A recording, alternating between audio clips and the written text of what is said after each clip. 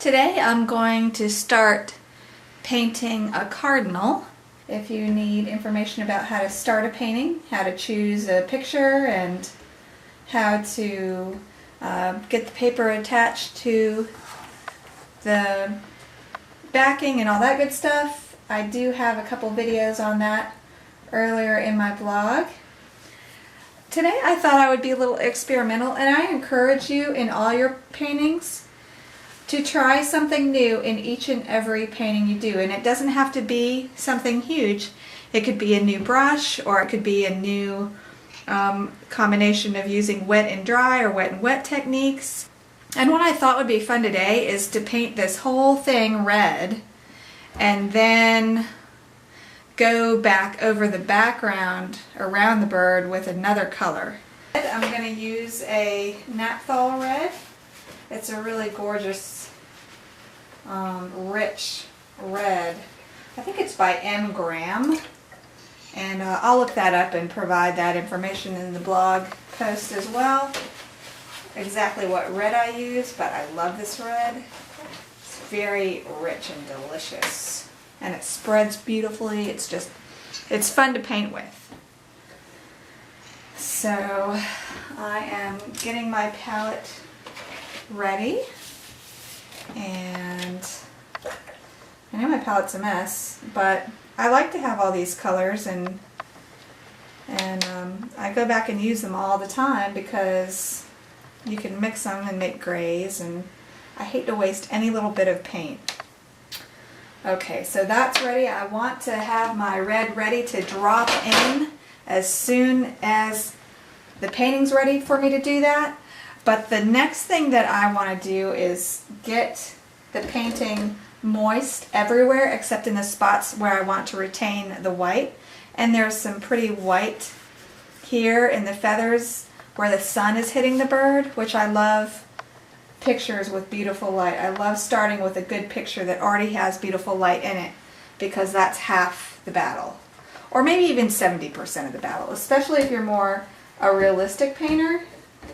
So I'm just going to wet everywhere that I'm going to make red, and I'm going to leave dry the spots that I want to have a white highlight. And bam! Look at that red go. Woo! It just spreads right out. That's what I love about this red. It's just so vibrant and it just does its own thing, and it's not shy doing it. So, we like that. So I'm just kind of laying my red in, letting that paint just go where it will, letting it go wherever I've gotten the paper wet, and this is all going to be red. Almost got this too wet up here, but that's okay. But also, I want to give this painting room to breathe, let the watercolor do its own thing, just kind of take it down its own path. Because watercolor has a lot of poetic qualities. If you just let it do its thing and leave it alone, it can really do some neat things. So that's going to be my first wash. I'm going to go back in now while it's still wet and add a little bit of orange in here. I think this is Windsor orange, and it's another really bright, bright, bright color. It's just gorgeous. I'm just gonna lay that in there, and here's some putting in some cool blue now, right here, the back of the bird where the sun is furthest away. Give him some depth. Doing this fairly thickly so that it stays where I want it. And then I'm going to go in with a paintbrush that's almost all red, pasty red, for those areas that the bird is just really,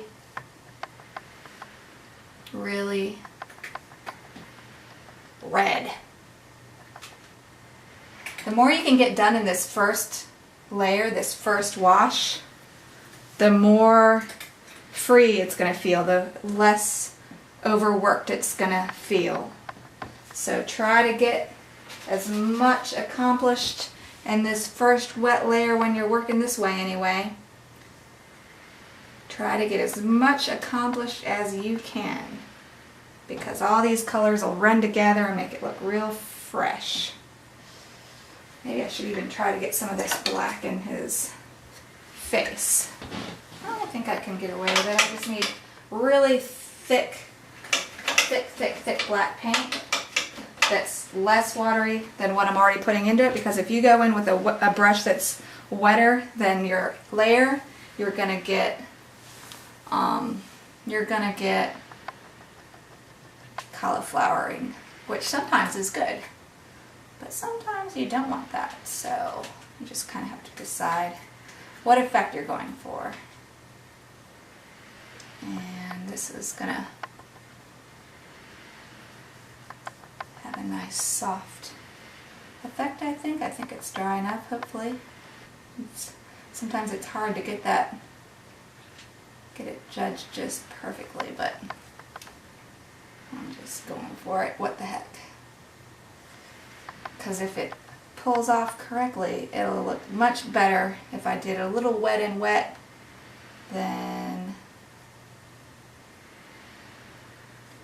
wet into dry. And that looks good. I like that because it's feathering kind of now, because it's slightly wet there. That looks good.